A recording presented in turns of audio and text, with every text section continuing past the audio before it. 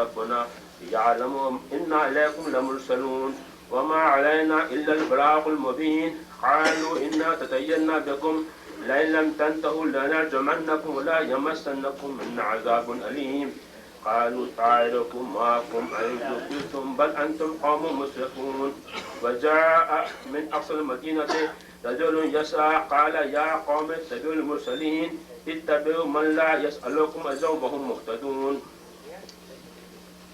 وما لي لا أعبد الذي فطرني وإليه ترجعون أتخذ من دونه آلهة إن يريد الرحمن بضر لا تغني عني شفاعتهم شيئا ولا ينقذون إني إذا لفي ضلال مبين إني آمنت بربكم فاسمعون قيل ادخل الجنة قال يا ليت قومي يعلمون بما غفر لي ربي وجعلني من المكرمين وما أنزلنا على قومه من بعد من جند من السماء وما كنا منزلين إن كان إلا صيحة واحدة فإذا هم خامدون يا حسرة العباد ما يأتيهم من رسول إلا كانوا به يستهزئون ألم يروا كما أهلكنا قبلهم من القرون أنهم إليهم لا يرجعون وإن كل لما جميع لدينا محضرون وعيت لهم الأرض الميتة وأحييناها وأخرجنا منها حبا فمنه يأكلون وجعلنا فيها جنات من نخيل وعناب وفجرنا فيها من العيون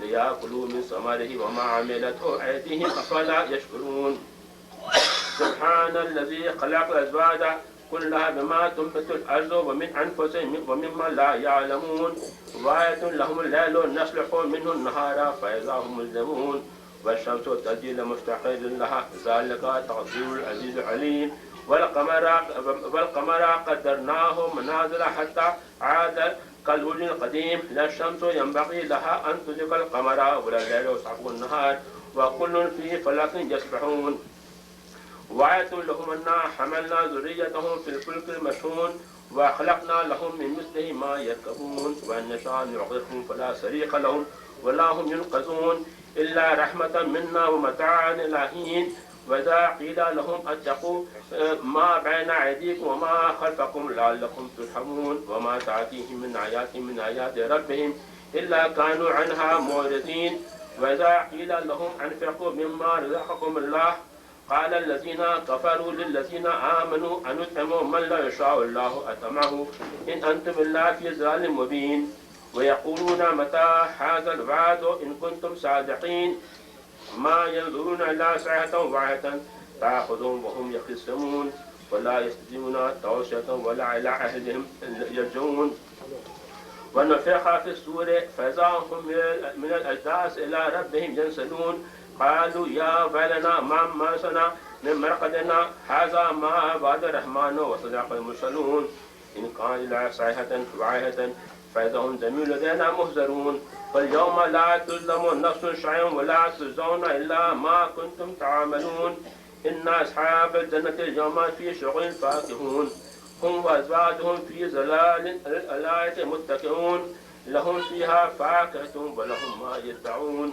سلام قولا من رب الرحيم وامتازوا اليوم أيها المجرمون ألم أعهد إليكم يا بني آدم أن لا تعبدوا الشيطان إنه لكم عدو مبين وأن اعبدوني هذا صراط مستقيم ولقد أضل منكم جبلا كثيرا أفلم تكونوا تعقلون هذه جهنم التي كنتم توعدون اصلوها اليوم بما كنتم تكفرون اليوم نختم على أفواههم وتكلمنا أيديهم وتشهد أرجلهم بما كانوا يكسبون ولو نشاء لتمسنا على أعينهم فاستبقوا الصراط فأنى يبصرون ولو نشاء لمسخناهم على مكانتهم فما استطاعوا مزيا ولا يرجعون ومن نؤمن نركز في الخلق أفلا يعقلون وما علمناه الشعر وما ينبغي له إن هو إلا ذكر وقرآن مبين لينذر من كان حيا ويحق القول على الكافرين أولم يروا أنا خلقنا لهم مما عملت أيدينا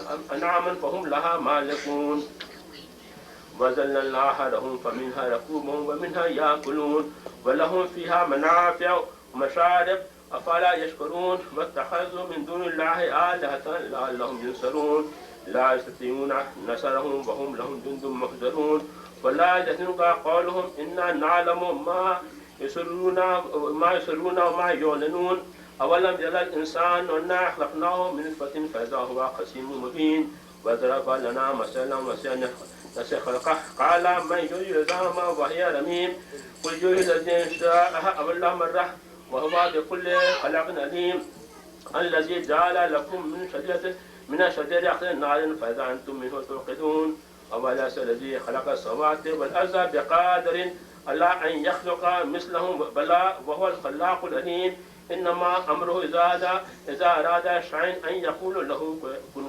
فيكون فسبحان الذي بيده ملكوت كل شيء ولا تجزون صدق الله العظيم. يكسر الفاتحة.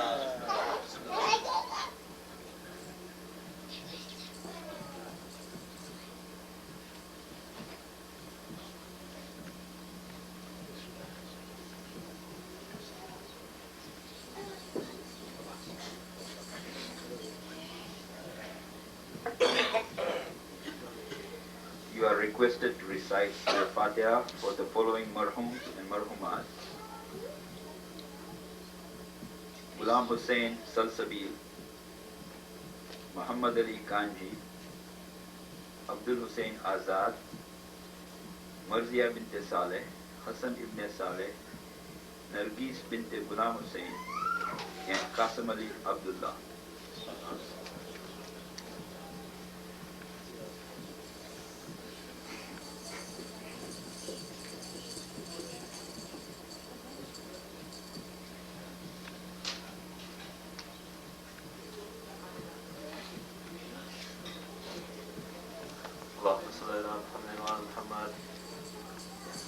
اللهم صل على محمد وعلى محمد. اللهم صل على محمد وعلى محمد. بسم الله الرحمن الرحيم. عن جابر بن عبد الله الأنصاري عن فاطمة الزهراء عليه السلام بنت رسول الله قال سمعت فاطمة أنها قالت دخل علي أبي رسول الله في بعض الأيام فقال السلام عليك يا فاطمة فقلت وعليك السلام قال إني أجد في بدني ضعفا فقلت له إذك بالله أبتاه من الضعف فقال يا فاطمة ائتني بغسال ما نفأتيني به فأتيته بغسال ما نفأتيت به وسرت أنظر إليه وإذا وجهه يتلألأ كأنه بدر في ليلة تمامه وكماله.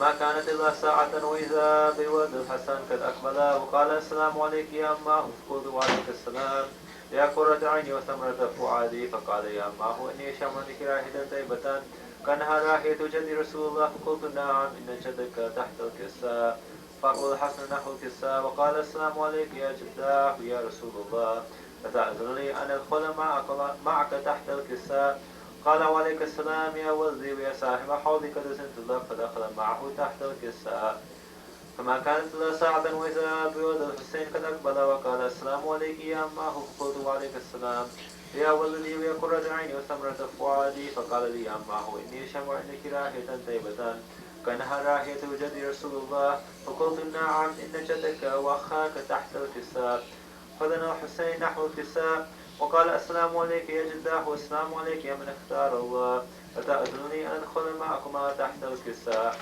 فقال وعليك السلام يا ولدي ويا شافع عندك دسنت لك فدخل معهما تحت الكساء فأقبل عند ذلك أبو الحسن علي بن أبي طالب وقال السلام عليك يا بنت رسول الله فقلت وعليك السلام يا أبا الحسن ويا أمير المؤمنين فقال يا فاطمة إني أشم عندك راحية طيبة كأنها راحية أخي ابن عمي رسول الله فقلت نعم ها هو مع ولديك تحت الكساء فأقبل علي نحو الكساء وقال السلام عليك يا رسول الله أتأذنني أن أكون معكم تحت الكساء قال له عليك السلام يا أخي ويا وسي وخليفتي وصاحبني وأعتذرت لك ودخل علي تحت الكساء ثم أتيت نحو الكساء وقلت السلام عليك يا بتاه يا رسول الله أتأذنني أن أكون معكم تحت الكساء قال وعليك السلام يا بنتي ويا بلعتي قد أذنت لك فدخلت تحت الكساء فلما اكتملنا جميعا تحت الكساء أخذ أبي رسول الله بطرف الكساء ووضع بيد اليمنى إلى السماء وقال اللهم إن هؤلاء أهل البيت وخاستي وحمتي لحمهم لحمي ودمهم دمي يؤلمني ما يؤلمهم ويحزنني ما يحزنهم أنا حرب لمن حاربهم وسلم لمن سالمهم وعدو لمن عاداهم محب لمن أحبهم إنهم مني وأنا منهم فاجعل صلواتك وبركاتك ورحمتك وغفرانك ورضوانك علي وعليهم واسب عنهم الرجس وطهرهم تطهيرا.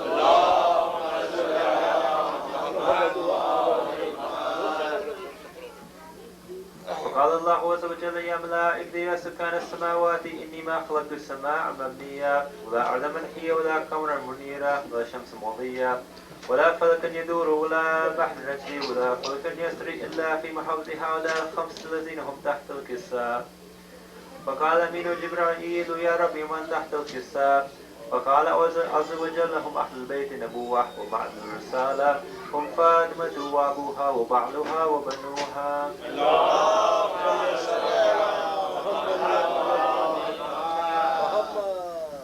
فقال جبرائيل يا ربي يتعذرني أن أحبط إلى الأرض يكون معهم سادسا. فقال الله نعم قد أذنت لك.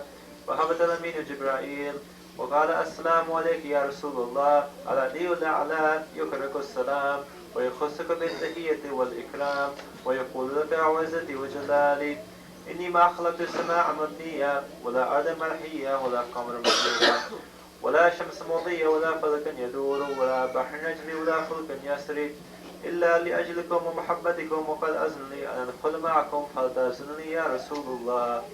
وقال رسول الله وعليك السلام يا أمين وحي الله إنه نعم قد أذنت لك. فدخل جبرائيل معنا تحت الكساء فقال النبي إن الله قد وحى إليكم يقول إنما يريد الله ليذهب عنكم الرجس أهل البيت ويطهركم تطهيرا.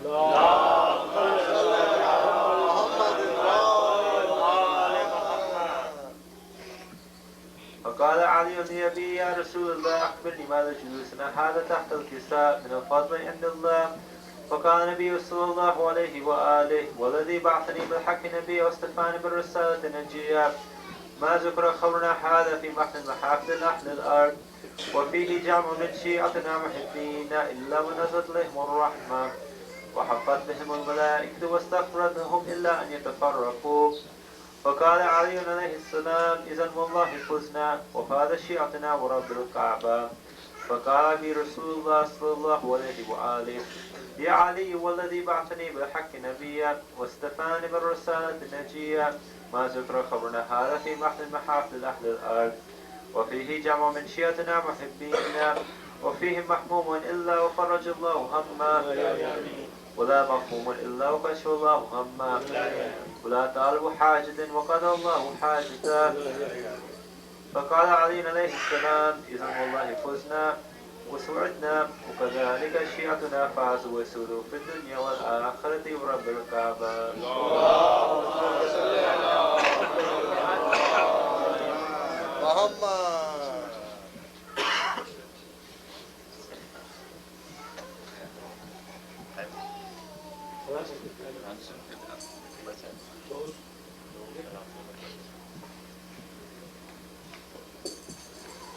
محمد وعلى محمد صلى الله عليه وسلم.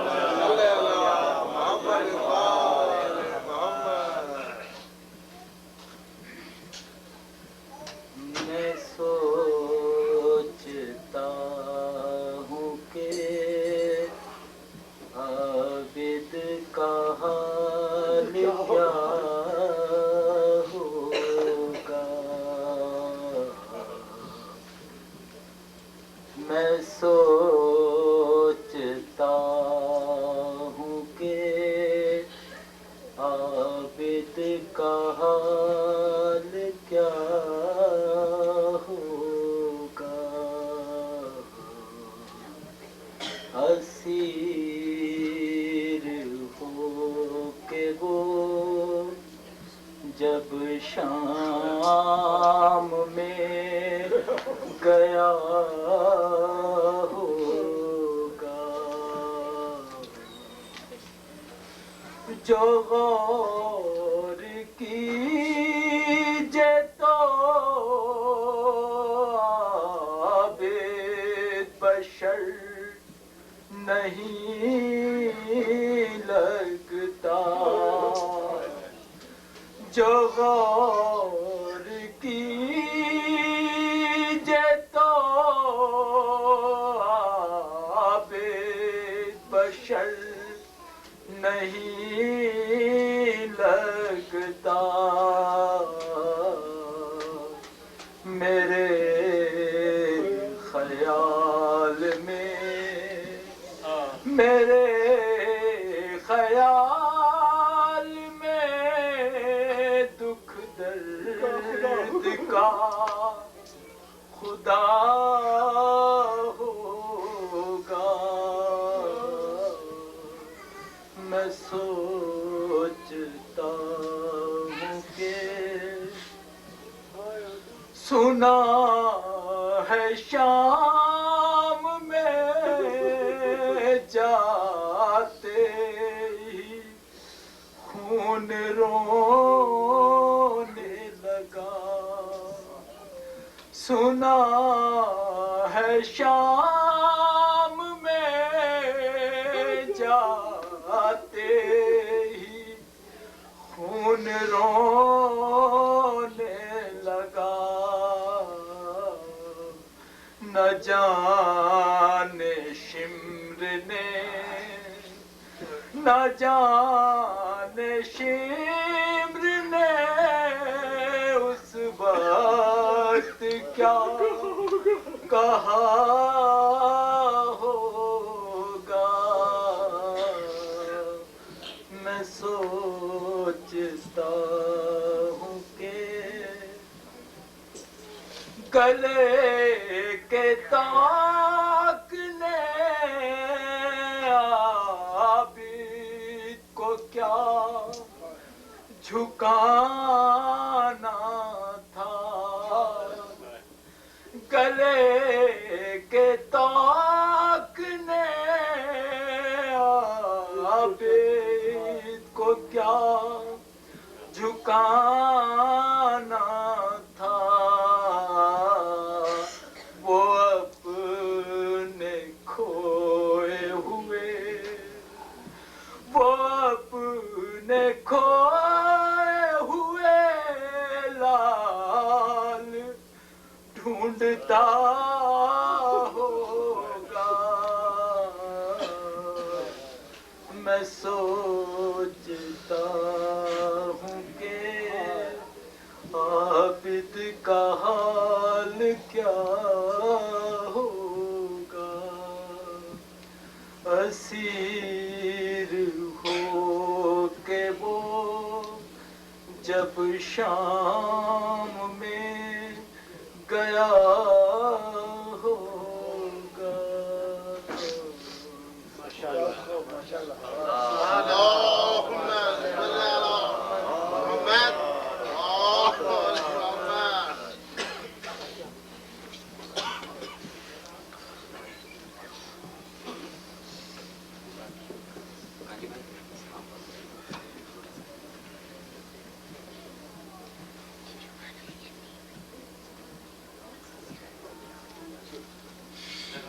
آواز بلند صلوات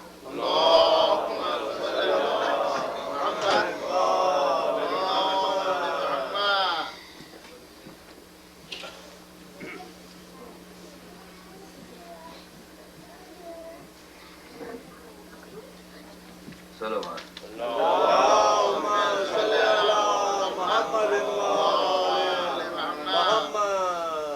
پوچھا زینب نے کہ اے بھائی میرے کیا ٹھہری شہ نے فرمایا بہن تم سے جدائی ٹھہری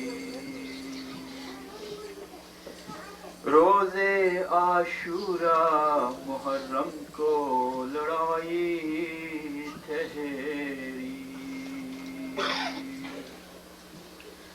چاہا سب کچھ پہ نہ ادا سے صفائی ٹھہری آج پیاروں کی ملاقات غنیمت جانو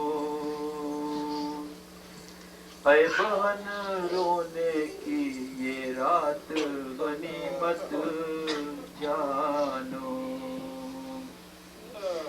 دیکھتی کیا ہے کہ ایک صاحب عصمت بی بی رن کے میدان میں سر پیٹتی روتی ہے کھڑی، جھاڑتی خاک پڑی پھرتی ہے اس جنگل کی، آستین سے کبھی داما سے اور اشکوں سے بھی، اپنے بالوں سے بہاری ہے زمیں کر کے بین، کل اسی خاک پہ سوئے گا میرا ہائے حسین، جب سنی زینب بے کس نے یہ آہو زاری، رو اٹھی خواب میں بے چین ہوئی یک باری، پھر لگی پوچھنے رو رو کے کہ اے دفی یاری، مجھ سی کچھ تو بھی نظر آتی ہے غم کی ماری، کیا تیرا نام ہے اور کس لیے چلاتی ہے، تیرے رونے سے میری چھاتی پھٹی جاتی ہے، بولی کیا پوچھتی ہے نام تو گمناموں کا، داغ فرزند سے جلتا ہے کلیجہ میرا، باغ جنت سے ہے یہ داغ مجھے لے آیا، ماں ہوں شبیر کی میں نام میرا ہے زہرا، کیا نہیں جانتی زینب تیری مادر ہوں میں، زوج شیر خدا بنت پیمبر ہوں میں، صلی اللہ نبی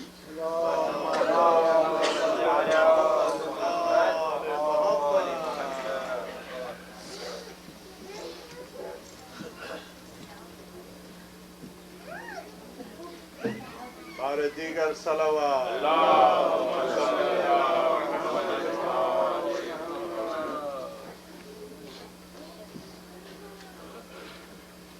ہے سلام اس پہ جو قیدی بھی ہے بیمار بھی ہے، پاؤں میں آب یا ہے آب میں خار بھی ہے، کہتا تھا توق گرا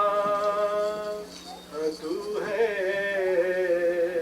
میرے حصے میں، ورنہ اس فوج میں خنجر بھی ہے تلوار بھی ہے، ورنہ اس فوج میں خنجر بھی ہے تلوار بھی ہے، دور کی طرح جو تدرینے کی رو رو عابد نے کہا نور بھی ہے نار بھی ہے، رو رو عابد نے کہا نور بھی ہے نار بھی ہے، پوچھا ایک شخص نے شبیر تمہارا ہے کون، کہا بابا بھی ہے آقا بھی ہے سردار بھی ہے، کہا بابا بھی ہے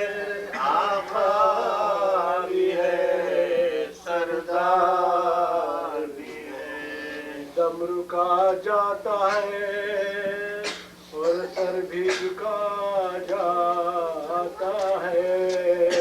تاخیر ننگ نہایت ہے گرانبار بھی ہے. تاخیر ننگ نہایت ہے گرانبار بھی ہے. سلامی اس پہ جو قیدی ہے بیمار بھی ہے. صلی اللہ محمد وآل محمد. ہوئے اسیر بلا میں جو سید سجاد یتیم و بے کس و آشنا پہ تھی بیداد. نظر نہ آتا تھا ایک شخص بھی پیمداد. نگاہ یار سے تکتے تھے 400 ارباب. نگاہ یار سے تکتے تھے 400 ارباب. جفاگروں نے جفا بے شمار کی ہے. نقدر سید علی نقدر سید علی وقار کی ہے. یہ ظلم ڈھایا شہیدی کہ ہائے دلبر پر. تمام عمر ہوئی ان کی روتے روتے بسر. نہ باقی رہ گیا ہے کوئی بھی آور. لہو بہاتے تھے آنکھوں سے حال تھا ابتر. تڑپتے باپ کی تشنا لبی پہ تھے ہر دم. لہو بہاتے تھے آنکھوں سے حال تھا ابتر. لہو بہاتے تھے آنکھوں سے حال تھا ابتر. جہاں سے پیاسے گئے سب میرے عزیز و یار. اکیلا رہ گیا رونے کو بے کس و ناچار. عدو نے کر دیا ہے میرا جگر تو فگار. ارے مگر نہ خشک گلے پر میری پھری تلوار. کیا ہے آج کو تیغ فوج ازلم نے. جو خرد و سال تھے بچے وہ تشنگی سے بے دم تھے. جو خرد و سال تھے بچے وہ تشنگی سے بے دم تھے. غریب و بے کس و سید پہ ظلم عادا ہے.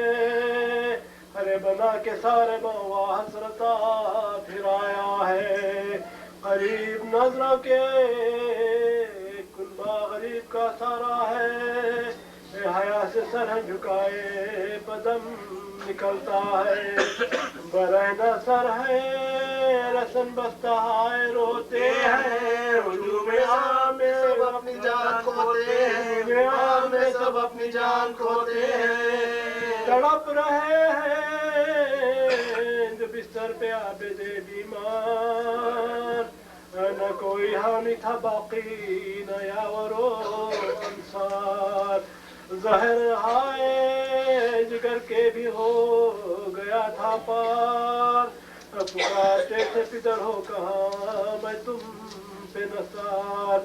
صدائے حضرت شبیر کان میں آئی. میں ہوں سرانے کھڑا پدر کے شہدائی. میں ہوں سرانے کھڑا ہے پدر کے شہدائی. اٹھا کے سختیاں ہے گزرتے ہو بیٹا.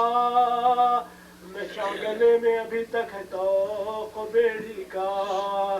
مجھے ہے یاد وہ کانٹوں پہ راستہ چلنا. تمام کنبہ تھا کھلے سر تھا بلوے میں میرا. میرے غریب میرے صدقے تیری بے کسی کے. غضب ہے کلیجے کے ہو گئے ٹکڑے. غضب ہے کلیجے کے ہو گئے ٹکڑے. ادھر کو غسلو کفن دیتا ہے یتیم پسر. تو خون روتا ہے بیٹا بدر کے لاشے پر. جو نیل درد کے آتے ہیں پشتے شہ پہ نظر. لبوں پہ آتی ہے بے ساختہ افغان جگر. یہ کیسا زہر عدو نے دیا خدا کی پناہ. یتیم ہم کو نہیں نے کیا خدا کی پناہ. یتیم ہم کو نہیں نے کیا خدا کی پناہ.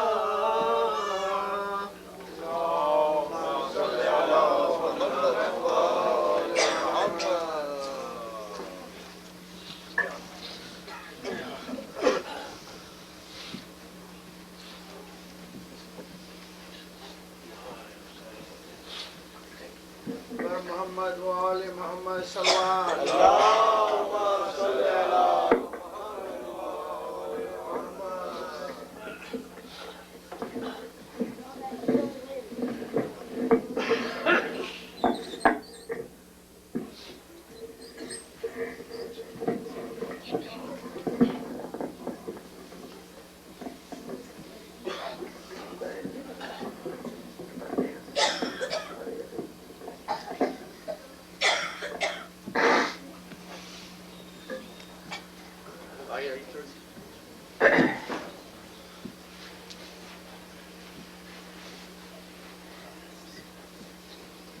فاتحہ.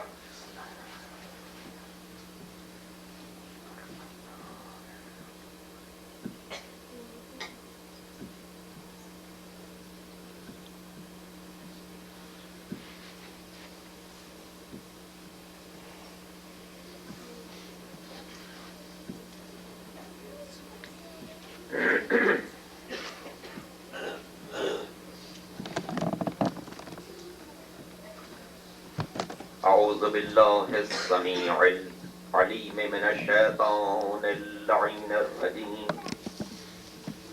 بسم اللہ الرحمن الرحیم.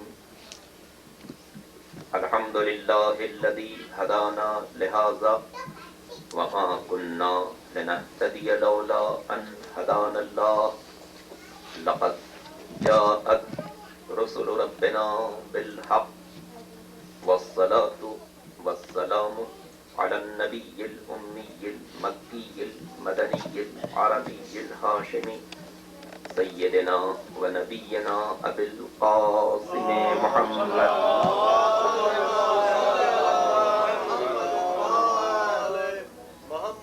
وآله الطيبين الطاهرين المعصومين المظلومين الغر الميامين الذين أذهب الله عنهم الرجس وطهرهم تطهيرا.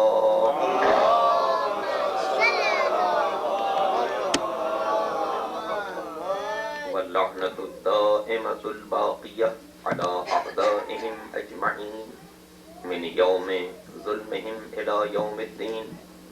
أما بعد فقد قال الله سبحانه وتعالى في محكم كتابه الكريم وقوله الحق. بسم الله الرحمن الرحيم. لقد أرسلنا رسلنا بالبينات وأنزلنا معهم الكتاب والميزان ليقوم الناس بالقسط وأنزلنا الحديد فيه بأس شديد ومنافع للناس وليعلم الله من ينصره ورسله بالغيب إن الله قوي عزيز.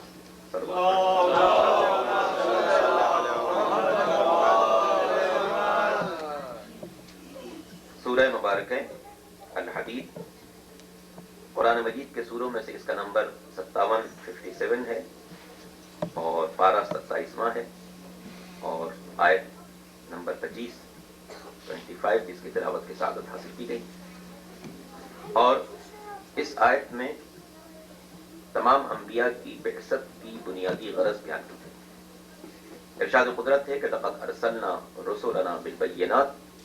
یقیناً ہم نے اپنے پیغمبروں کو روشن نشانیوں کے ساتھ بھیجا. وانزلنا معهم الکتاب والمیزان. ان کے ساتھ ہم نے کتاب بھی اتاری اور میزان بھی. لیقوم الناس بالقسط. تاکہ بنی نوع انسان عدل پر قائم رہے.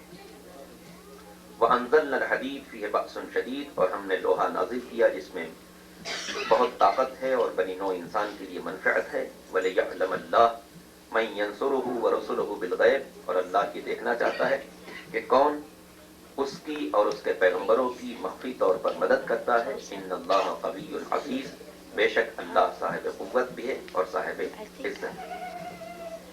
یہ ظاہری ترجمہ اس آیہ کریمہ کا جس میں انبیاء کی بعثت کا بنیادی مقصد قیام عدل کو قرار دیا. اور در حقیقت انسانی سوسائٹی کی بقا نظام عدل ہی سے وابستہ ہے. وہ سوسائٹی باقی نہیں رہ سکتی کہ جس کا نظام عدل پر استوار نہ ہو. اور قرآن کی آیتوں کو دیکھا جائے تو یہ بات بالکل واضح طور پر نظر آتی ہے کہ مالک دو جہاں نے ایک جسم انسانی کے نظام کو بھی عدل کے بغیر نہیں رکھا. میں نے شاید پہلی مجلس میں یہ بات عرض کی تھی کہ 30ویں پارے کی ایک آیت ہے کہ یا ایھا الانسان ما غرک بربک الکریم الذی خلقک فسواک فعدلک فی ای صورت ما شاء رکبک. اے بنی نوع انسان، تم اپنے رب سے منحرف کیسے ہو سکتے ہو جبکہ اسی نے تم کو پیدا کیا، تمہارے جسم کو مناسب بنایا، تمہارے نظام حیات کو عدل پر استوار کیا، فی ای صورت ما شاء رکبک، اور جیسی چاہی صورت عطا کر کے تمہیں دنیا کے اندر بھیج دیا. اس ایک آیت میں قدرت نے اپنی ذات کی طرف بنی نوع انسان کی توجہ کے لیے 4 باتوں کا تذکرہ کیا. پہلی بات یہ کہ انسان کو اس نے پیدا کیا، دوسری بات اس کے اعضاء و جوارح میں تناسب پیدا کیا، تیسری بات اس کے نظام حیات کو عدل کی بنیاد پر استوار کیا، اور چوتھی بات یہ کہ انسانوں کو مختلف صورتوں کے ساتھ دنیا کے اندر بھیجا. اب آپ غور فرمائیں کہ اس نظام حیات کی اعتدال کی منزل کو اگر آپ ان لوگوں سے پوچھیں کہ جو جسم انسانی کے سلسلے میں مسلسل محنتیں کرتے، تو آپ کو اندازہ ہوگا کہ ڈاکٹر جو جسم کی صلاحیتوں کے بارے میں ساری زندگی صرف کرتا ہے، وہ آپ کو بتائے گا کہ جسم انسانی میں کتنی چیزیں اللہ نے رکھی ہیں. اس میں چونا بھی موجود ہے، اس میں گندھک بھی موجود ہے، اس میں لوہا بھی موجود ہے، اس میں پانی بھی موجود ہے، اس میں تیزاب بھی موجود ہے، اس میں، مگر سب کو اس نے اس تناسب سے رکھا ہے کہ جب تک یہ تناسب برقرار رہتا ہے اس وقت تک صحت حاصل رہتی ہے، تندرستی کی نعمت سے انسان مالا مال رہتا ہے، جو غذا کھاتا ہے وہ ہضم ہوتی ہے، اور اس کے بعد کام کرنے کو بھی دل چاہتا ہے، آرام کرنے کو بھی دل چاہتا ہے. لیکن اگر یہ اعتدال کہیں پر کم ہو جائے تو پھر انسان کی غذا ہضم نہیں ہوتی، کھانا کھانے کو دل نہیں چاہتا، کھائی ہوئی غذا ہضم نہیں ہوتی، نہ کام کی طرف رغبت ہوتی ہے، نہ آرام کو دل چاہتا ہے. یہ کس نے نظام حیات کو اس طریقے سے رکھا؟ کون ہے جو یہ جانتا تھا کہ جس میں انسانی میں کتنی گندھک ہونی چاہیے، کتنی تیزاب ہونا چاہیے، کتنا لوہا ہونا چاہیے، کتنا پانی ہونا چاہیے، کتنی شکر ہونی چاہیے، کہ اگر شکر گھٹ جائے تو بیماری ہے، بڑھ جائے تو بیماری ہے، لوہا کم ہو جائے تو بیماری ہے، لوہا بڑھ جائے تو بیماری ہے، تیزاب میں اضافہ ہو جائے تو بیماری ہے، تیزاب میں کمی ہو جائے تو بیماری ہے، پانی زیادہ ہو جائے تو بیماری ہے، پانی کم ہو جائے تو بیماری ہے، لوہا زیادہ ہو جائے تو بیماری ہے، لوہا کم ہو جائے تو بیماری ہے. جس میں انسانی میں خون کتنا ہونا چاہیے، اس کی مقدار زیادہ ہو جائے تو بیماری، اس کی مقدار کم ہو جائے تو بیماری. یہ خون گاڑھا کتنا ہونا چاہیے، اگر اس سے کم گاڑھا ہے تو بیماری، اس سے زیادہ گاڑھا ہو جائے تو بیماری. اس خون کی رفتار کتنی ہونی چاہیے، اگر اس سے زیادہ رفتار ہے تو بیماری ہے، اس سے کم رفتار ہے تو بیماری ہے. یہ کون ذات ہے کہ بطن مادر میں انسان موجود تھا اور وہ ان تمام چیزوں کو اس توازن سے قائم کر رہا تھا کہ جب تک یہ توازن برقرار رہتا ہے صحت برقرار رہتی ہے، یہ توازن ختم ہو جاتا ہے تو صحت منہدم ہو کر رہ جاتی ہے.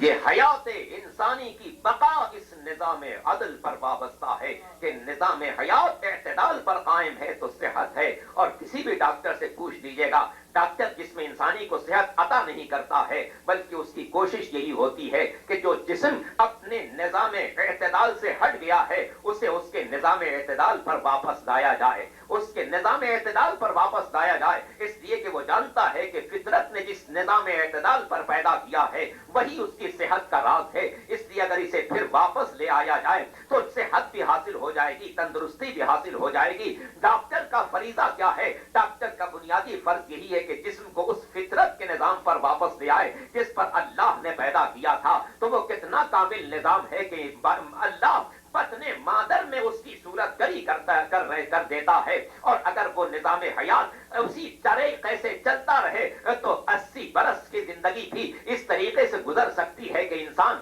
صحت کی دولت سے مالا مال رہے گا، اس کا نظام حیات عدل پر استوار رہے گا. اب یہاں سے سوچا جا سکتا ہے کہ جس مالک دو جہاں نے ایک جسم انسانی کو نظام عدل کے بغیر نہیں چھوڑا ہے، وہ اس کائنات کو اعتدال کے بغیر کیسے قائم کر سکتا؟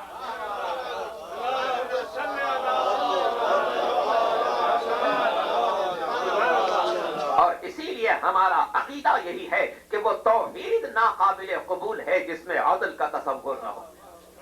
وہ توحید ناقابل تصور یقین ہے کہ جس میں عدل کا تصور نہ ہو. جب اس نے اس جس میں انسانی کو عدل کے بغیر نہیں رکھا تو کائنات کو عدل کے بغیر کیسے رہ سکتا ہے؟ اور جب کائنات میں کسی شخصیت کو اپنا نمائندہ بنا کر بھیجے گا تو اس کی زندگی عدل کی ایسی کامل تصویر ہونی چاہیے کہ ابتدا سے لے کے انتہا تک دنیا کے بدترین دشمن بھی اس کی زندگی میں کوئی نقص نہ تلاش کر سکے. اور ایسی ہی ذات کہ جو پیدائش سے لے کے شہادت تک دنیا میں آنے سے لے کے دنیا سے جانے تک اس کمال کی منزل پر فائز ہو کہ جس کی زندگی میں بدترین دشمن بھی کوئی نقص تلاش نہ کر سکے, کوئی عیب تلاش نہ کر سکے, کوئی کجی تلاش نہ کر سکے, کوئی نافرمانی تلاش نہ کر سکے. وہی وہ ہستی ہوتی ہے جسے معصوم کہا جاتا ہے کہ جب وہ دنیا میں قدم رکھتا ہے تو عدل کے ساتھ قدم رکھتا ہے, جب دنیا سے جاتا ہے تو عدل کے ساتھ تشریف لے جاتا ہے.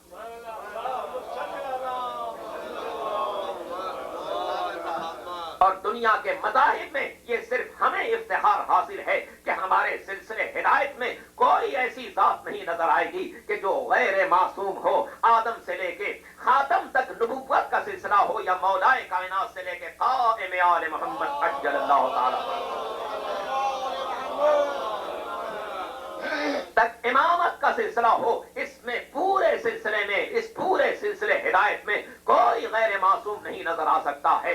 سب عصمت کے لباس سے مزین ہو کر دنیا کے اندر آتے ہیں اور ایسی کامل منزل ہے کہ دنیا کے افراد ان کے خون کے پیاسے تو ہو سکتے ہیں مگر ان کی ذات میں نقص نہیں تلاش کر سکتے, چاہے وہ پیغمبر کی ذات گرامی ہو. کہ پیغمبر جب شب ہجرت مکے سے روانہ ہونے لگتے ہیں تو اپنے پاس جو امانتیں تھیں وہ مولا کے سپرد کر کے جاتے ہیں کہ یا علی جب تم ان امانتوں کو لوگوں تک پہنچا دو تو پھر میرے پاس مدینہ منورہ میں آ جانا. یہ سوچنے کی بات ہے کفار مکہ, مشرکین مکہ جان کے پیاسے تھے مگر انہیں یقین تھا کہ پیغمبر جھوٹ نہیں بول سکتا, امانت کے خلاف نہیں کر سکتا. انہیں اپنے بھائیوں پر اعتماد نہیں تھا, اپنے خاندان کے لوگوں پر اعتماد نہیں تھا, اپنے رشتہ داروں پر اعتماد نہیں تھا مگر پیغمبر کی امانت پر بھی اعتماد تھا, پیغمبر کی صداقت پر بھی اعتماد تھا. اور ایسا کامل اعتماد تھا کہ اپنی قیمتی چیزوں کو اپنے رشتہ داروں کے پاس نہیں رکھواتے تھے بلکہ پیغمبر کے پاس رکھواتے تھے تاکہ دنیا پر واضح ہو جائے کہ اس کی رسالت کو نہ مانتے ہو مگر صداقت کو مانتے ہیں, امانت کو تسلیم کر.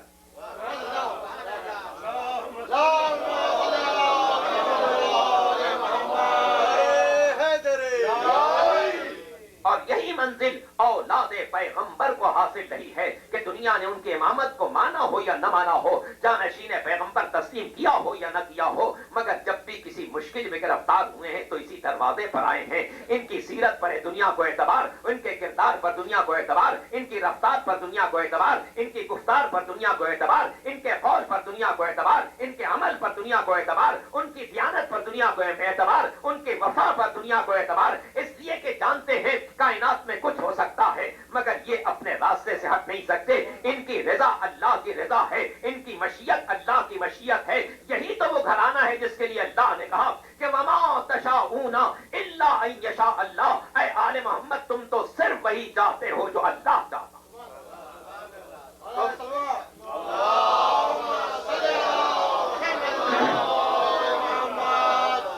تم صرف وہی چاہتے ہو جو اللہ چاہتا ہے. اور کیوں نہ ہو, اس لیے کہ آل محمد ہی وہ ہیں جو زمین پر اللہ کے نور کے نمائندے بن کر آئے تھے. کبھی اس بات پر غور کیجئے گا کہ جب اس کائنات میں کچھ نہ تھا تو ذات مصطفیٰ موجود تھی, ذات مصطفیٰ موجود تھی. اس لیے کہ پیغمبر کا مشہور ارشاد ہے اول ما خلق اللہ نوری, سب سے پہلے اللہ نے جس چیز کو پیدا کیا وہ میرا نور تھا, وہ میرا نور تھا. یہ اور بات ہے کہ خود پیغمبر کا کلمہ پڑھنے والوں میں ایسے افراد پیدا ہو جائیں کہ جو خود پیغمبر کو نور نہ تسلیم کریں. ربیع الاول کے جلسوں میں بارہا ایسا ہوا ہے کہ آپ جلسے میں پیغمبر کے تشریف لے جائیں اور کوئی اگر یہ تذکرہ کر دے کہ پیغمبر نور تھا تو ان کی طرف سے ایسے افراد پیدا ہو جائیں گے جو یہ کہتے نظر آئیں گے کہ پیغمبر نور نہیں تھا, بشر تھا ہم جیسا. لیکن عجیب بات ہے کہ جب ایک فرضی داماد کا تذکرہ آتا ہے, ایک فرضی داماد کا تذکرہ آتا ہے تو اسے دو نور والا کہا جاتا ہے.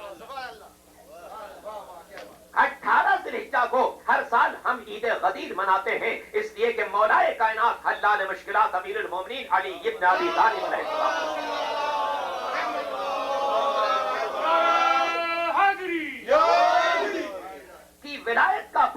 نے غدیر خم کے موقع پر اعلان فرمایا تھا، اس تاریخ کو پیش نظر رکھتے ہوئے، اور جیسا کہ چھٹے امام حضرت جعفر صادق علیہ السلام کا ارشاد ہے کہ عید غدیر عید اللہ اکبر، اللہ کی سب سے بڑی عید ہے، سب سے بڑی عید ہے، اور کیوں نہ ہو جس دن دین مکمل ہو وہی سب سے بڑی عید ہوگی، جس دن نعمتیں تمام ہوں وہی عید کا سب سے بڑا دن ہوگا، جس دن اللہ کی رضامندی کی سند نازل ہو جائے وہی اللہ کی طرف سے سب سے بڑی عید کا دن ہوگا۔ عجیب بات ہے، امت مسلمہ اس دن کو بھول جاتی ہے جس دن کے لیے اللہ نے کہا کہ میں نے آج دین کو کامل کیا، آج میں نے نعمتوں کو تمام کیا، آج میں اسلام سے راضی ہوا۔ تعجب کی بات ہے کہ دین چاہتے ہیں مگر کامل نہیں چاہتے، نعمتیں چاہتے ہیں مگر تمام نہیں چاہتے، اسلام چاہتے ہیں مگر وہ اسلام نہیں چاہتے جس سے اسلام سے اللہ راضی ہو، اللہ راضی ہو۔ عجیب بات ہے، کچھ شخصیتوں کے بارے میں مسلسل یہ دعا تو کریں گے کہ اللہ ان سے راضی ہو جائے، اللہ ان سے راضی ہو جائے، اللہ ان سے راضی ہو جائے۔ ہم کبھی کبھی یہ بات سوچتے ہیں، اگر نفسیات انسانی کے اعتبار سے دیکھا جائے تو گزشتہ 1400 برسوں سے کروڑوں انسان کچھ شخصیتوں کے لیے بار بار یہ دعا کر رہے ہیں، اللہ ان سے راضی ہو جائے، اللہ ان سے راضی ہو جائے، اللہ ان سے راضی ہو جائے۔ دل کو یقین نہیں ہے کہ اللہ آج راضی ہوا یا راضی نہیں ہوا۔ ان میں سے کسی سے بھی سوال کریں کہ جناب اللہ راضی ہو چکا یا نہیں ہو چکا، تو وہ کہیں گے ہمیں تو نہیں معلوم، ہمیں تو یہ دعا کرتے رہنا ہے کہ اللہ راضی ہو جائے، اللہ راضی ہو جائے۔ اب نہ جانے کتنا سنگین جرم ان لوگوں کا تھا کہ دنیا کے 1400 برس سے کروڑوں افراد مسلسل دعا مانگ رہے ہیں، مسلسل دعا مانگ رہے ہیں، مگر کسی کو یقین نہیں ہے کہ اللہ راضی ہوا یا راضی نہیں ہوا۔ 1400 برس سے کروڑوں افراد مسلسل دعا مانگ رہے ہیں، اللہ راضی ہو جائے، اللہ راضی ہو جائے، اللہ راضی ہو جائے، مگر اللہ نے ایک راستہ خود بتا دیا ہے۔ دیکھ لو، اگر اس راستے پر وہ گامزن تھے تو اللہ راضی ہے، اور اگر اس راستے پر گامزن نہیں تھے تو اللہ راضی نہیں ہے۔ سوچنے کی بات ہے، امت مسلمہ کسی مسلمان کے بارے میں اگر یہ طے کرنا چاہتی ہے کہ اللہ اس مسلمان سے راضی ہے یا نہیں، تو پہلے یہ تلاش کر لے کہ اللہ کس اسلام سے راضی ہے، اللہ کس اسلام سے راضی ہے، تاکہ یہ واضح ہو جائے کہ جب اللہ ایک اسلام سے راضی ہے تو اسی مسلمان سے راضی ہوگا جو اس اسلام کے تقاضوں کے مطابق پورا اترتا ہوگا۔ کون نہیں جانتا کہ جس دن سے پیغمبر نے تبلیغ دین شروع کی تھی، لوگوں نے نمازیں پڑھی، حج کیے، زکات دی، جہاد کیا، مگر اس وقت تک اللہ اسلام سے راضی نہیں ہوا جب تک کہ غدیر کے میدان میں پیغمبر کے ہاتھوں پر علی نظر نہیں آئے، عصمت بالائے عصمت نظر نہ آئی، نور بالائے نور نظر آیا۔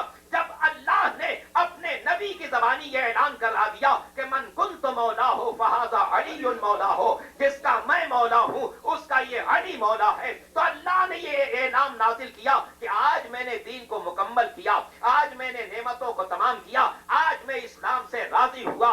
گویا اللہ صرف اس اسلام سے راضی ہے جس کے ساتھ علی کی ولایت موجود ہو، تو یقیناً اسی مسلمان سے راضی ہوگا جس کے دل میں علی کی ولایت موجود ہے۔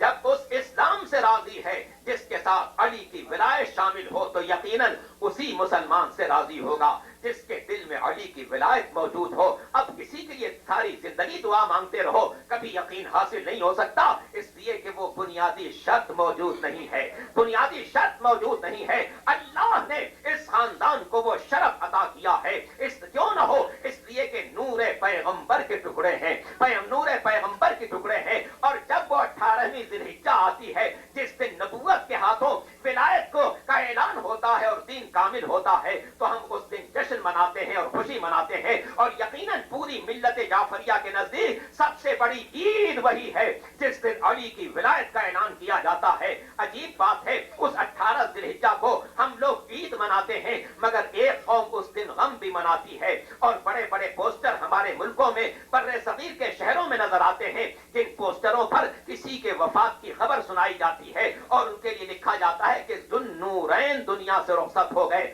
شاید عید غدیر کے لفظوں میں بھی ایک بات پوشیدہ ہے، عید غدیر میں ایک عین بھی نظر آئے گا، ایک غین بھی نظر آئے گا، شاید اسی بنا پر عید عین سے عید ہمیں مل گئی، غین سے غم انہیں مل گیا۔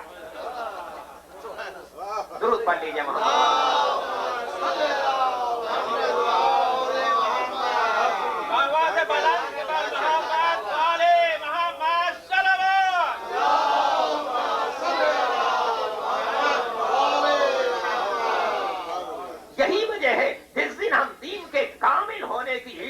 ہیں اس دن وہ کسی صاحب کے دنیا سے چلے جانے کا غم مناتے ہیں اور اس کا پوسٹر شائع کرتے ہیں اور پوسٹر میں لکھا ہوتا ہے ذوالنورین۔ ہم نے ان سے پوچھا کہ جناب یہ ذوالنورین کا کیا مطلب؟ کہنے لگے جناب عربی زبان کا لفظ ہے دو نور والے۔ ہم نے کہا یہ تو ترجمہ ہوا، تشریح کیا ہے؟ کہنے لگے پیغمبر کی دو بیٹیوں کی شادی یکے بعد دیگر ان سے ہوئی۔ پہلے پیغمبر نے ایک بیٹی کی شادی کر دی، جب ان کا انتقال ہو گیا تو دوسری بیٹی کی شادی کر دی، تو چونکہ پیغمبر کی دو بیٹیاں ان سے منسوب ہوئی اس لیے یہ دو نور والے ہوئے۔ ہم نے کہا جناب ربیع الاول کے جلسے میں جب ہم نے پیغمبر کے لیے کہا تھا کہ پیغمبر نور ہے تو آپ نے کہا تھا نور نہیں ہے، بشر ہے ہم جیسا۔ توجہ فرما رہے ہیں آپ؟ جب ہم نے ذات پیغمبر کے لیے کہا کہ پیغمبر نور ہے تو آپ نے کہا نہیں نور نہیں ہے، بشر ہے ہم جیسا۔ لیکن جب فرضی بیٹیوں کا تذکرہ آیا، جب فرضی بیٹیوں کا تذکرہ آیا جو پیغمبر کی طرف مورخ نے منسوب کر دی تو یہ بیٹیاں اتنی نورانی ہو گئی کہ جس گھر میں جائیں اسے بھی نور کا پیکر بنا دے۔ خود پیغمبر نور نہیں مگر پیغمبر کی طرف جو بیٹی منسوب ہو جائے، جو بیٹی منسوب ہو جائے وہ اتنی نورانی بن جائے، اتنی نورانی بن جائے کہ جس گھر میں پہنچے اسے نور کا پیکر بنا دے۔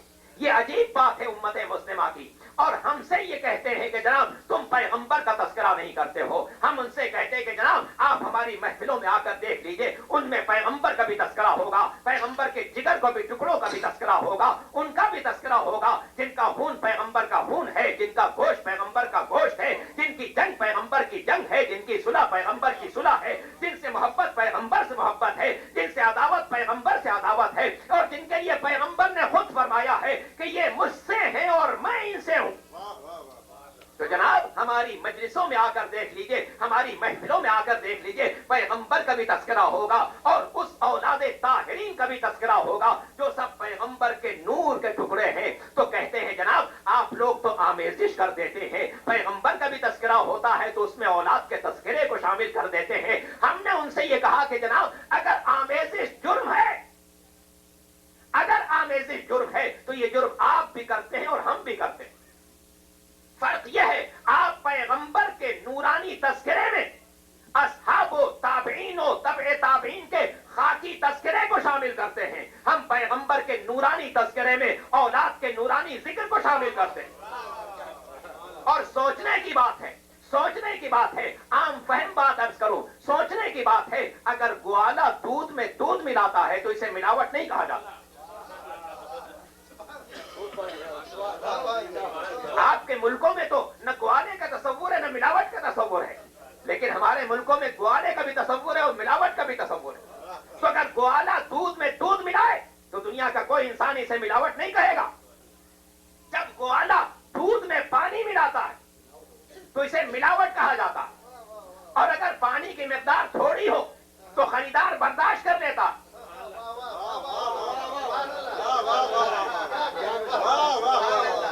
توجہ فرما رہے ہیں آپ؟ اگر ملاوٹ کی مقدار تھوڑی ہو خریدار برداشت کر لیتا ہے، لیکن جب پانی کی مقدار دودھ سے بڑھ جائے تو زبانوں پر شکایت آ جاتی ہے۔ ہم دنیا والوں سے یہی کہتے ہیں کہ جناب پیغمبر کے تذکرے کو جب ہم اپنی محفلوں میں لاتے ہیں تو پیغمبر کے تذکرے کے ساتھ اولاد کا ذکر کرتے ہیں۔ تو سوچنے کی بات ہے، آپ پیغمبر کے نورانی تذکرے میں اصحاب کے خاکی تذکرے کو شامل کرتے ہیں، ہم پیغمبر کے نورانی تذکرے میں اولاد کے نورانی ذکر کو شامل کرتے ہیں۔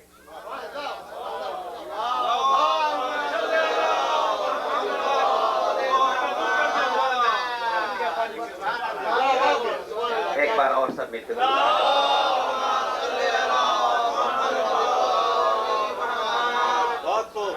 اس لیے کہ اللہ نے ایک نور سے سب کو بنایا۔ اس کائنات میں کچھ نہ تھا تو مالک دو جہاں نے کہا اللہ نور السماوات والارض۔ اس کائنات میں اللہ کا نور اس وقت جگمگا رہا تھا، اور اس نے جب کائنات کو منور کرنا چاہا تو اپنے نور سے ایک ذات کو پیدا کیا۔ اس ذات کے 14 جلوے ہیں، یہ 14 جلوے مختلف ادوار میں نظر آئیں گے، القاب مختلف ہوں گے، زمانے مختلف ہوں گے، مگر نور ایک ہوگا، تجلیاں ایک انداز کی ہوں گی۔ اللہ نے اپنے نور کو جب رحمت کا لباس پہنایا، رحمت للعالمین تشریف لائے، جب اسی نور کو شجاعت کا لباس پہنایا، علی مرتضیٰ تشریف لائے،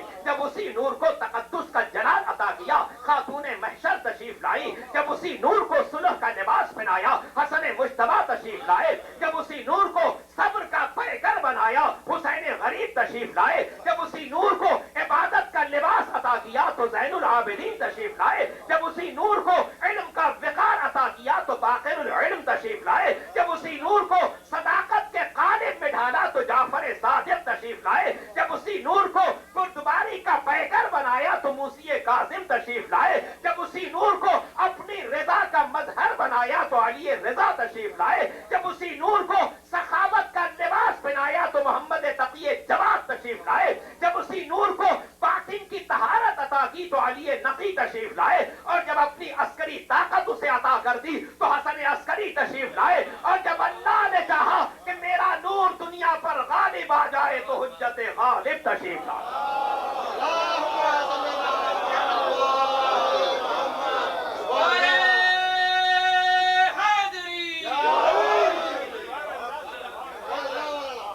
ذات ایک ہے، جلوے مختلف ہیں، نور ایک ہے، تجلیاں مختلف ہیں، اس لیے کہ سب ایک جگہ سے چلے ہیں، ایک انداز ہے، ایک سیرت ہے، ایک کردار ہے، ایک عبادت ہے، ایک امانت ہے، ایک دیانت ہے۔ گویا نبوت کو ہٹا دیا جائے تو اول و آخر میں فرق نہیں نظر آ سکتا، اسی لیے تو ختمی مرتبت نے فرمایا اولنا محمد، آخرنا محمد، اوسطنا محمد، کلنا محمد۔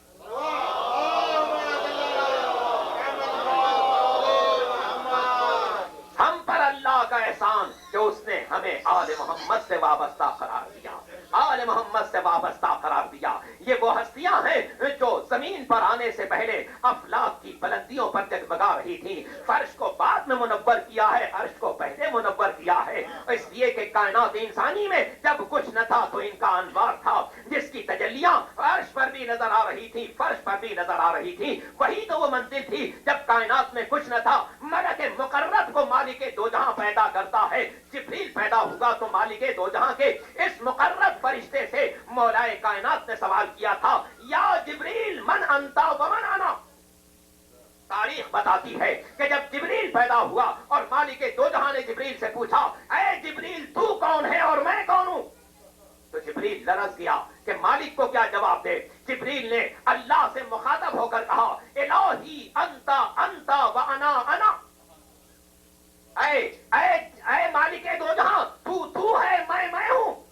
مولائے کائنات نے جبریل کو مخاطب کیا، اے جبریل یہ انداز گفتگو کیا ہے؟ اے جبریل یہ انداز گفتگو کیا ہے؟ اگر کوئی تم سے تعارف چاہتا ہے، تمہارا نام و نسب پوچھتا ہے، اس کا یہ جواب نہیں ہوتا کہ تو ہے، میں ہوں۔ جبریل نے کہا، مولا پھر کیسے جواب دیتا؟ کہا، جب حضرت نے تجھ سے پوچھا تھا کہ تو کون ہے اور میں کون ہوں، تو نے یوں کون ہے کہا، الہی انت الرب الجلیل وانا العبد الذلیل۔ اے پالنے والے تو رب جلیل ہے، میں بندہ ذلیل ہوں۔ اب یہ کون ہے جو طریقہ مناجات سیکھ رہا ہے؟ کون ہے جو طریقہ مناجات سکھا رہا ہے؟ جبریل سیکھنے والا ہے، علی سکھانے والا ہے۔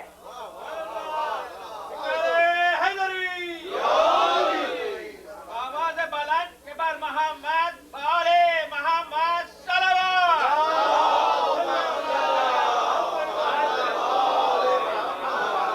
جبریل سیکھنے والا ہے، علی سکھانے والے ہیں۔ اسی لیے بات کہنے میں آتی ہے کہ جس ذات سے جبریل نے طریقہ بندگی سیکھا، ہم اسی سے طریقے زندگی سیکھتے ہیں، ہم اسی سے طریقے زندگی سیکھتے ہیں اور اس تمنا کے ساتھ زندگی گزارنا چاہتے ہیں کہ دنیا میں بھی علی کے ساتھ رہے اور عقبہ میں بھی علی کے ساتھ رہے، اس لیے کہ جس نے علی کو پایا اس نے کچھ نہ کھویا، جس نے علی کو کھویا اس نے کچھ نہ پایا۔ اور اسی لیے تو ایک مورخ نے کتنی خوبصورت بات لکھی ہے جو لکھتا ہے کہ پیغمبر کے بعد اگرچہ مسند خلافت پر نہ جانے کتنے انسان بیٹھے ہیں، مختلف قبیلوں کے لوگ بیٹھے، مختلف خاندانوں کے لوگ بیٹھے، پیغمبر کے بعد ایک سلسلہ خلافت راشدہ کا ہے، اس کے بعد خلافت بنی امیہ کا ہے، اس کے بعد خلافت بنی عباس کا ہے، خلافت فاطمیین کا ہے، خلافت عثمانیین کا ہے۔ وہ لکھتا ہے کہ پیغمبر کے بعد نہ جانے کتنے افراد مسند خلافت پر بیٹھے، مگر یہ بھی تاریخ کی حقیقت ہے کہ جب تک وہ مسند خلافت پر بیٹھے نہیں تھے،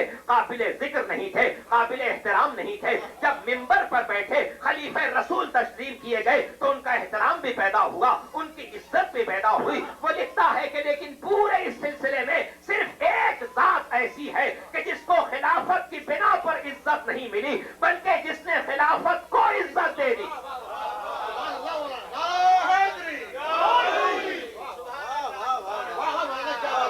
وہ لکھتا ہے کہ پیغمبر کے بعد جتنے افراد بھی مسند خلافت پر بیٹھے خلافت نے ان کو عزت دے دی مگر صرف ایک ذات ایسی ہے جسے خلافت نے عزت نہیں دی بلکہ جس نے خلافت کو عزت دے دی وہ میرا مولا حلال مشکلات مولائے کائنات امیر المومنین علی ابن ابی طالب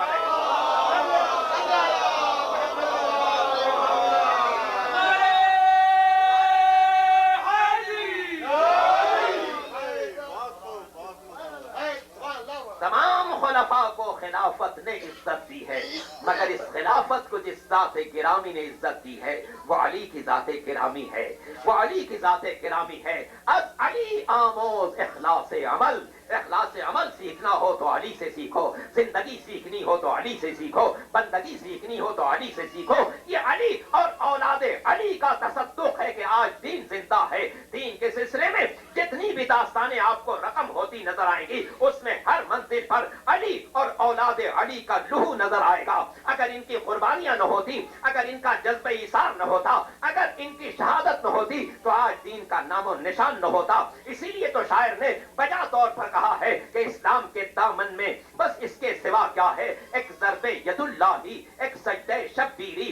اگر علی کی ضرب نہ ہوتی اسلام پھیل نہیں سکتا تھا.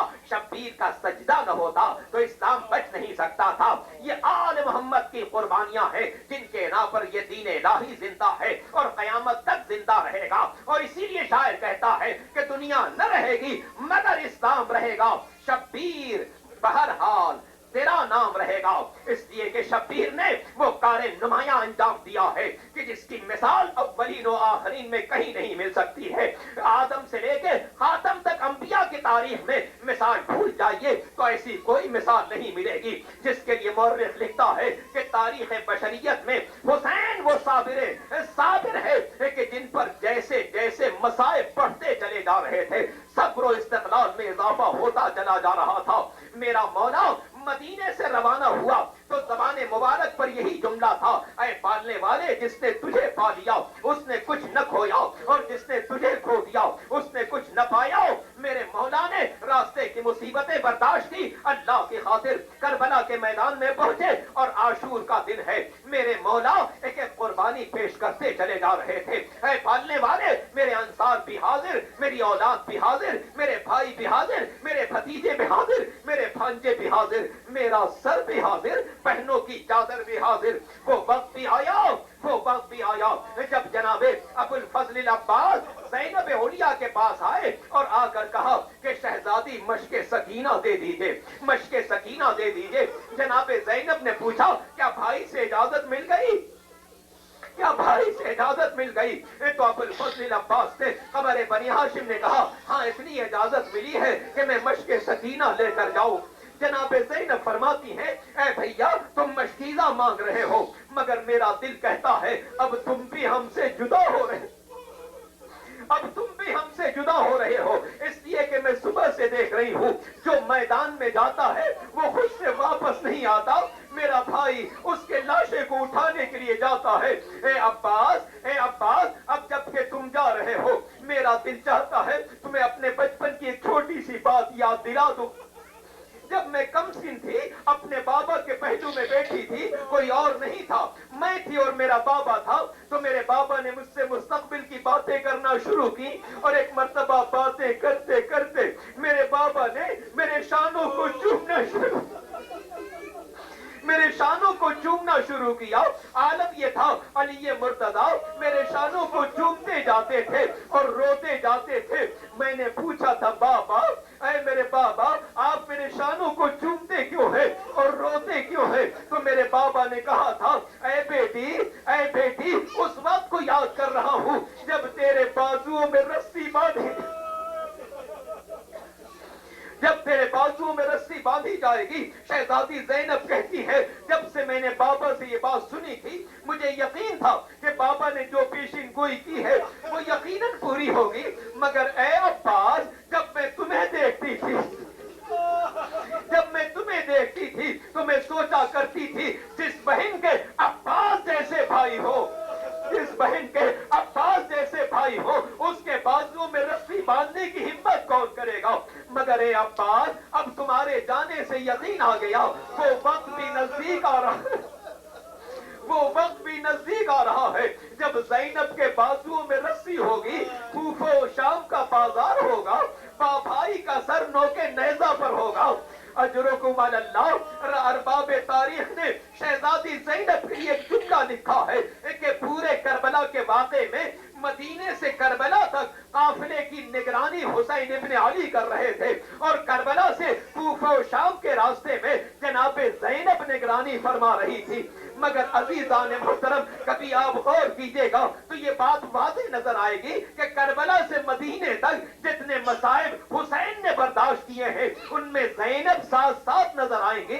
اگر راستے کی مصیبتیں مولا نے برداشت کی تو زینب نے بھی برداشت کی۔ کربلا کے میدان میں اگر حسین پیاسے تھے، بخدا زینب نے پانی نہیں پیا تھا، اور اگر عصر عاشور میرے مولا نے دین خدا کی خاطر اپنے 2 لال قربان کر دیے تو زینب نے بھی اپنے 2 بچوں کو حسین پر قربان کر دیا۔ مگر جب عصر عاشور آئی، عصر عاشور کے بعد جتنے مصائب ہیں ان میں زینب اکیلی ہے، ان میں زینب اکیلی ہے۔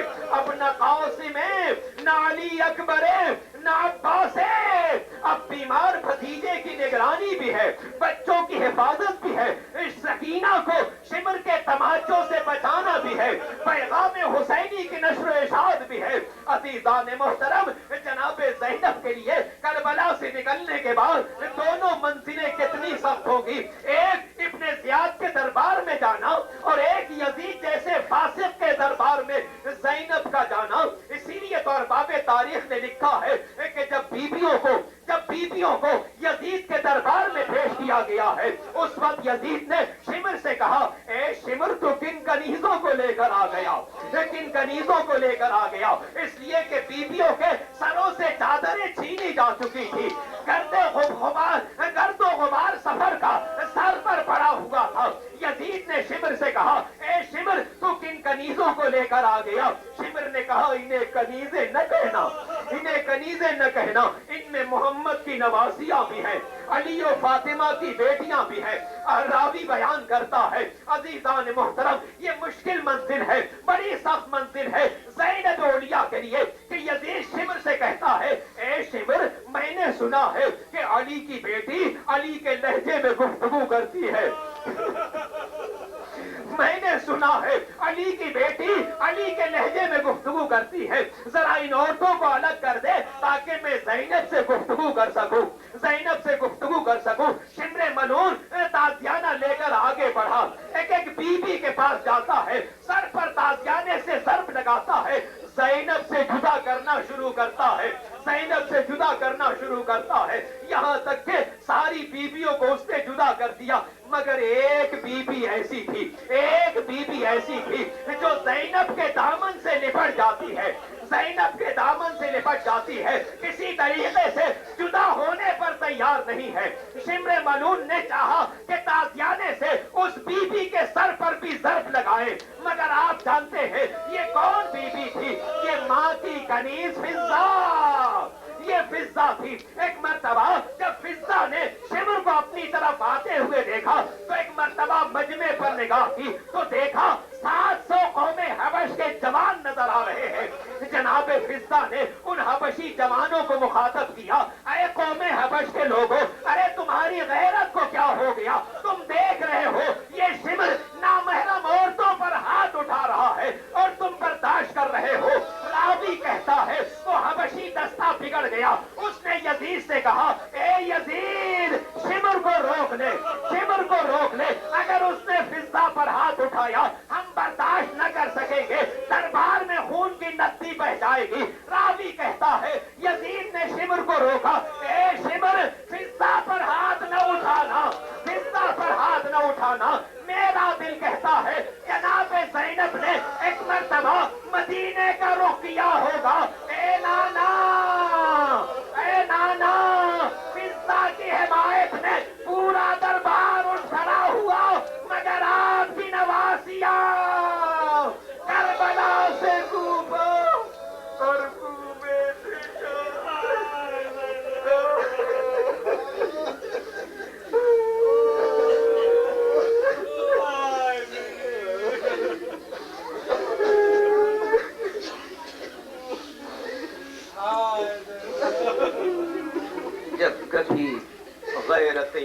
آقا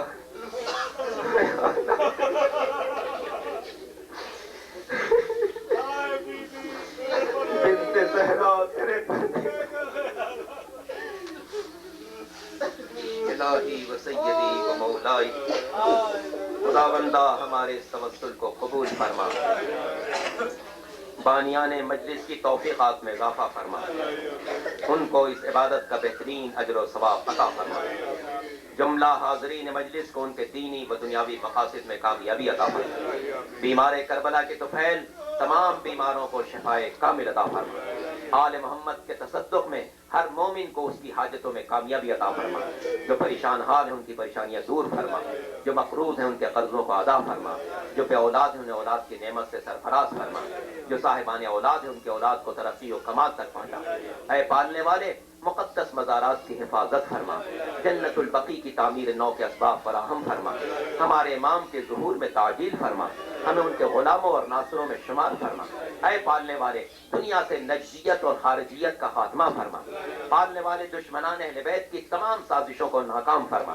ہماری مملکتوں میں بر صغیر میں اور دنیا کے تمام علاقوں میں جہاں جہاں ہماری مساجد اور بارگاہیں ہیں خداوندہ ان کی حفاظت فرما، ماتمداروں کی توفیقات میں اضافہ فرما، عزاداری مظلوم کربلا کو مزید رونق اور کامیابی عطا فرما، جو لوگ اس ادارے کی خدمت میں مصروف ہیں خداوندہ ان کی توفیقات میں اضافہ فرما، پالنے والے دنیا میں جہاں جہاں اہل ایمان زندگی گزار رہے ہیں ان کو محفوظ فرما، ان کے جان و مال عزت و آبرو کی حفاظت فرما، ہم سب کو اس دنیا سے جانے سے پہلے سرکار سید الشہداء کی زیارت نصیب فرما اور روز قیامت ان کی شفاعت نصیب فرما، ربنا تقبل منا انک انت السمیع العلیم۔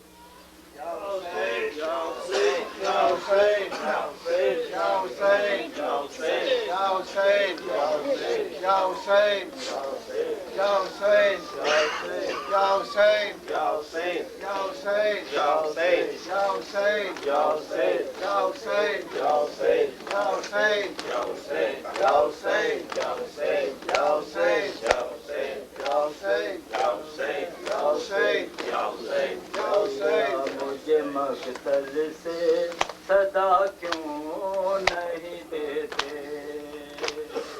بھیا، مجھے مقتل سے صدا کیوں نہیں دیتے بھیا، مجھے مقتل سے صدا کیوں نہیں دیتے، بچ جاؤں یا جل جاؤں، بچ جاؤں یا جل جاؤں، بتا کیوں نہیں دیتے بھیا، مجھے مقتل سے صدا کیوں نہیں دیتے بھیا، مجھے مقتل سے صدا کیوں نہیں دیتے، بچ جاؤں یا جل جاؤں، بچ جاؤں یا جل جاؤں، بتا کیوں نہیں دیتے بھیا، مجھے مقتل سے صدا کیوں نہیں دیتے بھیا، مجھے مقتل سے صدا کیوں نہیں دیتے، عابد سر بازار پھوپھی کا سے کھڑی ہے، عابد سر بازار پھوپھی کا سے کھڑی ہے، پھوپھی کا سے کھڑی ہے، بازار سے لوگوں کو ہٹا کیوں نہیں دیتے، بازار سے لوگوں کو ہٹا کیوں نہیں دیتے بھیا، مجھے مقتل سے صدا کیوں نہیں دیتے بھیا، مجھے مقتل سے صدا کیوں نہیں دیتے، نیزے سے اتاری ہے ردا میری شمر نے، نیزے سے اتاری ہے ردا میری شمر نے، ردا میری شمر مرنے مقتل میں سے غازی کو بلا کیوں نہیں دیتے مقتل میں سے غازی کو بلا کیوں نہیں دیتے بھیا مجھے مقتل سے صدا کیوں نہیں دیتے بھیا مجھے مقتل سے صدا کیوں نہیں دیتے سر ننگے بندے ہاتھ اتر آئی ہے زینب سر ننگے بندے ہاتھ اتر آئی ہے زینب اتر آئی ہے زینب مر جائے گی زینب کو بٹھا کیوں نہیں دیتے مر جائے گی زینب کو بٹھا کیوں نہیں دیتے بھیا مجھے مقتل سے صدا کیوں نہیں دیتے بھیا مجھے مقتل سے صدا کیوں نہیں دیتے آپاس تیرے شان کٹے ہیں لبے دریا آپاس تیرے شان کٹے ہیں لبے دریا کٹے ہیں لبے دریا ہائے پیاسی سکینہ کو بتا کیوں نہیں دیتے ہائے پیاسی سکینہ کو بتا کیوں نہیں دیتے بھیا مجھے مقتل سے صدا کیوں نہیں دیتے بھیا مجھے مقتل سے صدا کیوں نہیں دیتے عابد سر بازار پھوپھی کا سے کھڑی ہے عابد سر بازار پھوپھی کا سے کھڑی ہے پھوپھی کا سے کھڑی ہے بازار سے لوگوں کو ہٹا کیوں نہیں دیتے بازار سے لوگوں کو ہٹا کیوں نہیں دیتے بھیا مجھے مقتل سے صدا